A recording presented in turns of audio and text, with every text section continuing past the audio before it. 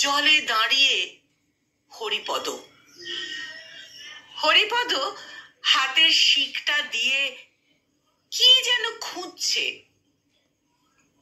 হরিপদ হলো একজন ঢাকি, তাই ওকে অনেকেই চেনে।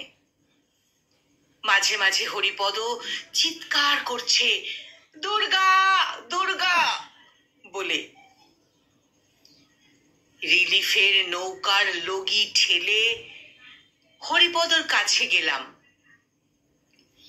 ওকে কিছু বলার আগেই ও বলল, বাবু দুর্গা। আমি হেসে ফেললাম। ওকে বললাম, দুর্গা তো এখন কলকাতার প্যান্ডেলে প্যান্ডেলে। হরিপদ অবাক চোখে আমার দিকে তাকালো, তারপর বলল, আমি ওকে বলেছি এবারে কলকাতায় নিয়ে যাব। আমার এবার অবাক হবার পালা। ওকে বললাম, তুমি কার কথা বলছো? হরিপদ বলল, আমার 10 বছরের মেয়ে দুর্গা বাবু, আমার 10 বছরের মেয়ে। মা দুর্গার মতন দেখতে।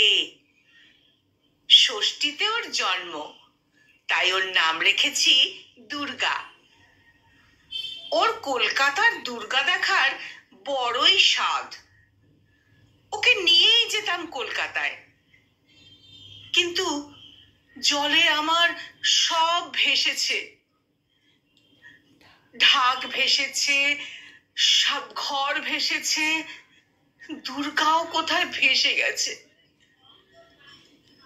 আচ্ছা, আপনারা কি মা দুর্গার মতো দেখতে কাউকে দেখেছেন? চুপ করে আছি, আমি চুপ করে আছি। হরিপদ এক বুক জলে শিক নাড়তে নাড়তে চলে গেল। রিলিফের কাজ সেরে বাড়ি ফিরছি। আলোর বন্যায় হাসতে হাসতে মা এসেছেন এই শহরের বুকে। হরিপদর দুর্গা, হরিপদর দুর্গা ভাসতে ভাসতে কোথায় গেল কে জানে।